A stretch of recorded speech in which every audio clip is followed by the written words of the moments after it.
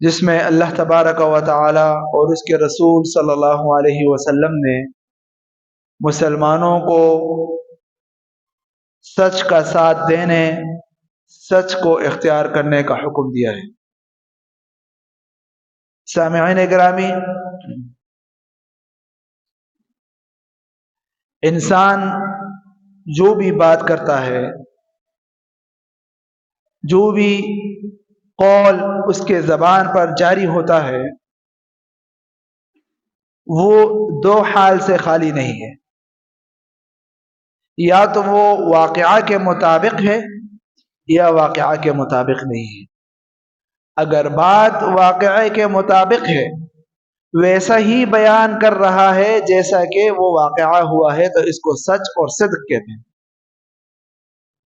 اور اگر آدمی ایک بات کو واقعہ کے خلاف بیان کرے، واقعہ کچھ ایک طرح ہوا ہو اور آپ اس کو دوسرے الفاظ میں یعنی دوسرے انداز میں اور دوسرے طریقے سے بیان کر رہے ہیں، تو یہ پھر کذب کہلاتا ہے، جھوٹ کہلاتا ہے۔ اسلام میں صدق یعنی سچائی کی بہت زیادہ اہمیت ہے۔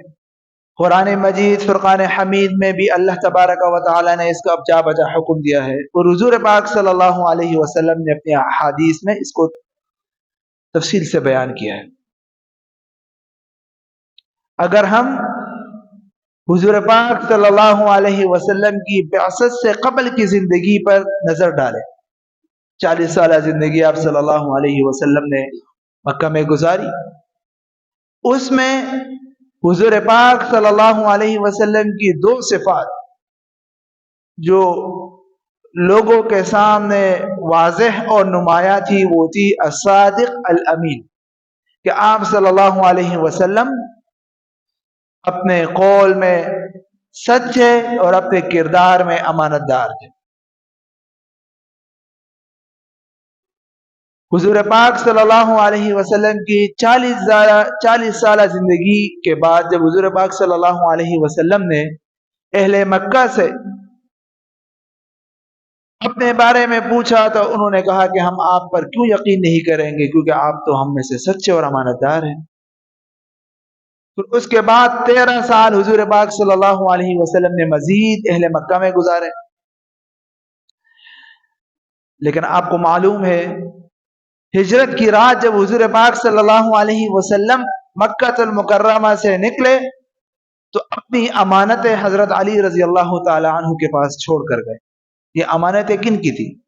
یہ اہل مکہ کی تھی، یہ انہی لوگوں کی تھی جو حضور پاک صلی اللہ علیہ وسلم کے جان کے دشمن تھے، آپ صلی اللہ علیہ وسلم پر ایمان نہیں لائے تھے، آپ صلی اللہ علیہ وسلم کی نبوت کی تصدیق نہیں کر رہے تھے، لیکن یہ ان کو پتا تھا کہ اگر ہم اپنی چیز حضور پاک کے پاس رکھوائیں گے تو وہ محفوظ رہے گی۔ یہ جو ہے اسلام کے اندر اور دین اسلام میں صدق اور سچائی کا سب سے پہلا درس۔ حضور پاک صلی اللہ علیہ وسلم نے اپنے احادیث میں سچائی کو جا بجا جو ہے نمایاں کیا ہے، لہذا آپ صلی اللہ علیہ وسلم ایک حدیث میں فرماتے ہیں من یضمن لی ما بین لحیہ وما بین رجلیہ اضمن له الجنہ، کہ جو آدمی مجھے دو چیزوں کی ضمانت دے دے، جو اس کے دو جبڑوں کے درمیان ہے اور جو اس کے دو رانوں کے درمیان ہے، یعنی کہ اپنی زبان کی اور اپنی شرمگاہ کی حفاظت کی ضمانت دے دے، اس کو ویسے ہی استعمال کرے جیسے کہ حضور پاک صلی اللہ علیہ وسلم نے حکم دیا ہے، تو فرمایا اضمن له الجنہ، میں اس کو جنت کی ضمانت دیتا۔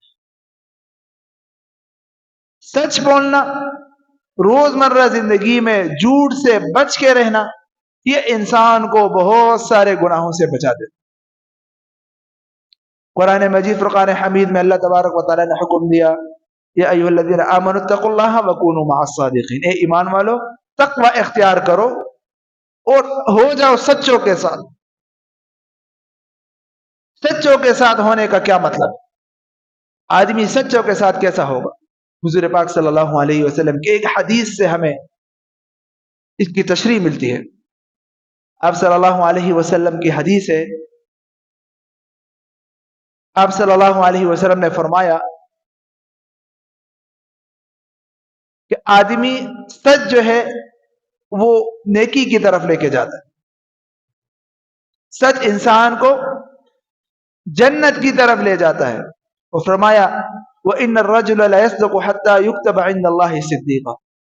ایک آدمی سچ کو اپنی صفت بنا لیتا ہے. روزمرہ زندگی میں وہ سچ بولتا ہے. جو بھی واقعہ ہو، جو بھی معاملہ ہو، اس کو اس کا فائدہ پہنچے یا نقصان پہنچے، بہر صورت وہ سچ کو لازم پکڑتا ہے. تو حضور نے فرمایا یکتب عند اللہ صدیقا، اللہ تبارک و تعالیٰ کے ہاں وہ سچا لکھ دیا جاتا ہے، اس کا نام سچوں کے لسٹ میں آ جاتا ہے. اور فرمایا جو جھوٹ ہے وہ انسان کو گناہ کی طرف لے جاتا ہے. اور فرمایا آدمی جھوٹ بولتا رہتا ہے، یعنی کہ روزمرہ زندگی میں جھوٹ بولنا اس کی عادت ہوتی ہے. ایک وقت آتا ہے حتی یکتب عند اللہ کذابا، اللہ کے ہاں جھوٹا لکھ دیا جاتا ہے. یہ بہت اہم بات ہے کہ آدمی اپنی صفت یہ بنائے کہ وہ ہر کام میں سچ بولے. جھوٹ بولنا یہ ایک مسلمان کا شیوا نہیں ہے. آپ کے سامنے میں نے ایک حدیث شریف تلاوت کی جس میں حضور پاک صلی اللہ علیہ وسلم نے فرمایا کہ یتبع المؤمن علی الخلال كلها الا الخیانة والکذب، کہ مسلمان کے اندر ہر فطرت کی گنجائش ہے. مطلب یہ ہے کہ آدمی ظاہر ہے کمزور ہے، انسان کمزور ہے، اس کے اندر ہو سکتا ہے کوئی گناہ ہو، اس کی عادت خراب ہو، چوری کرتا ہو، شراب پیتا ہو، کچھ اور گناہ کرتا ہو. ٹھیک ہے، فرمایا مومن ہوگا تو دو چیزیں اس میں نہیں ہوگی، ایک خیانت کرنا اور ایک جھوٹ بولنا. مومن کی پہلی شان یہ ہے، مومن کی پہلی شرط یہ ہے اور پہلی صفت یہ ہے کہ وہ جھوٹا نہیں ہوگا. کیونکہ جو آدمی جھوٹ بولتا ہے، جو آدمی جھوٹ بولتا ہے اس کی زبان پر ہم کیسے پھر یقین کریں گے؟ آپ اندازہ لگائیں، ہم میں سے ہر آدمی اپنے آپ کو مومن کہتا ہے، مسلمان کہتا ہے. کیا مطلب ہے اس کا؟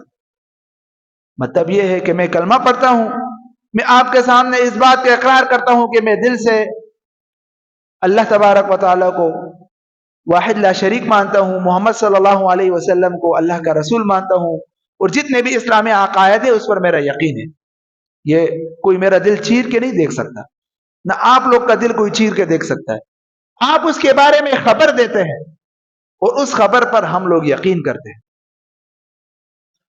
لہذا ایک مسلمان کی شان یہ ہے کہ کم از کم اپنی زبان کی حد تک وہ سچ کو لازم کرے، سچ کے بغیر کچھ نہ بولے، نہ اپنا فائدہ دیکھے، نہ اپنے گھر والوں کا فائدہ دیکھے، نہ اپنے دوستوں کا فائدہ دیکھے، بلکہ یہ دیکھے کہ سچ بولنا جو ہے وہ ہمارے اوپر ہمیں حکم ہے اور ہم سچ کو لازم پکڑیں.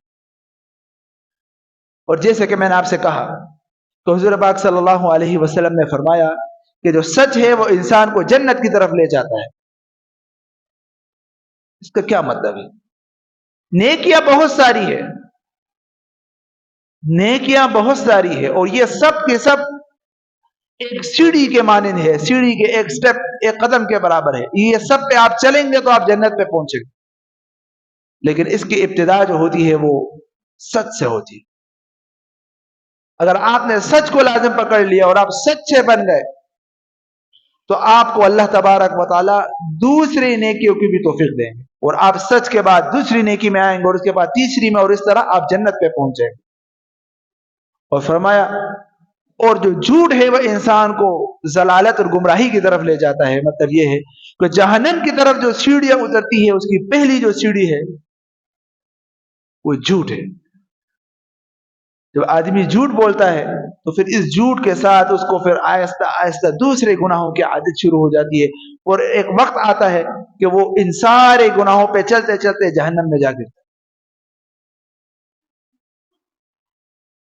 ایک حدیث شریف میں آتا ہے، ایک واقعہ ہے کہ ایک آدمی حضور پاک صلی اللہ علیہ وسلم کے پاس آیا اور اس نے حضور پاک صلی اللہ علیہ وسلم کو اپنے گناہوں کے بارے میں بتایا کہ میں یہ گناہ کرتا ہوں، یہ گناہ کرتا ہوں، بہت سارے گناہ تھے اس کے. اس میں اس نے ایک ذکر کیا کہ میں جھوٹ بولتا ہوں. کہا کہ اللہ کے رسول مجھے کوئی ایک عمل بتا لے جو میں کر لوں اور میں جنت میں چلا جاؤں. آپ صلی اللہ علیہ وسلم نے اس سے کہا کہ تم جھوٹ نہ بولو، سچ کو لازم پکڑو. وہ آدمی آپ صلی اللہ علیہ وسلم سے وعدہ کر کے چلا گیا کہ آج کے بعد میں جھوٹ نہیں بولوں گا، سچ بولوں. اور یہ وعدہ کر کے وہ آپ صلی اللہ علیہ وسلم کی مسجد سے چلا گیا. وہ جب گیا، اب چوری کرنا، جتنے بھی وہ گناہ کرتا تھا، وہ جو بھی گناہ کرنے لگتا، اس سے پہلے اس کو یہ ذہن میں آتا کہ اگر میں نے یہ کام کیا اور شام کو حضور پاک صلی اللہ علیہ وسلم نے مجھ سے پوری مجلس کے سامنے، پوری جماعت کے سامنے مسجد میں پوچھ لیا کہ آج تم نے چوری کی ہے، تو میں کیا بولوں گا؟ مجھے تو بولنا پڑے گا کہ ہاں میں نے چوری کی ہے. اسی طرح مجھ سے پوچھیں گے کہ آج تم نے زنا کیا ہے، مجھے بولنا پڑے گا. جو بھی گناہ اس کے ذہن میں تھے، تو جس بھی گناہ کی طرف وہ آگے بڑھنے لگتا، اس کا یہ ایک وعدہ، سچ کا جو وعدہ تھا، یہ اس کو گناہوں سے روک لیتا. اسی لیے فرمایا کہ سچ جو ہے وہ انسان کو کہاں لے جاتا ہے؟ جنت کی طرف لے جاتا ہے. اور اسی طرح جھوٹ بولنا، روزمرہ زندگی میں جھوٹ اختیار کرنا، یہ انسان کو گمراہی اور ضلالت کی طرف لے جاتا ہے. حضور پاک صلی اللہ علیہ وسلم کی میں نے آپ کو زندگی کے بارے میں بتایا کہ آپ صلی اللہ علیہ وسلم کی زندگی کا جو سب سے بڑا اور اہم پہلو تھا نبوت سے پہلے کا، جو ہمارے سامنے آیا تھا، وہ یہ تھا کہ آپ صلی اللہ علیہ وسلم صادق اور امین تھے.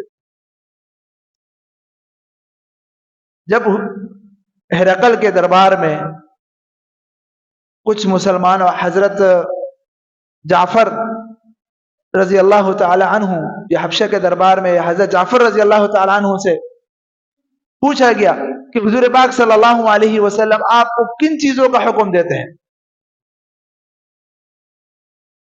تو وہاں پر حضرت جعفر رضی اللہ تعالی عنہ نے جن چیزوں کا ذکر کیا، اس میں یہ بھی کیا، وَأَمَرَنَا، ہمیں حکم دیا سچ بولنے کا.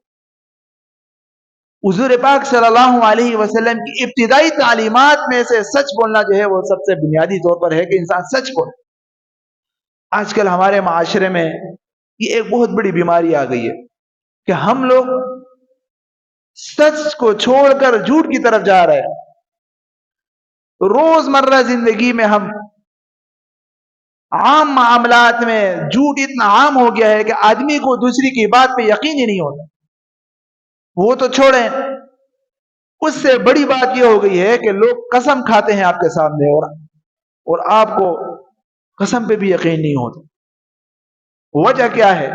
وجہ یہ ہے کہ یہ جو صفت ہے سچ بولنے کی صفت، یہ ہمارے لیے اہمیت نہیں رکھتی. ابھی ہم نے اس کی اہمیت کو کھو دیا ہے، جس کی وجہ سے ہمیں دنیا کا بھی نقصان ہو رہا ہے اور آخرت کا بھی نقصان ہو رہا ہے. پہلے جو مسلمان تھے، پہلے دور کے مسلمان، ان کے کردار کی وجہ سے لوگ مسلمان ہوتے تھے، ان کے کردار سے متاثر ہو کر لوگ مسلمان ہوتے تھے.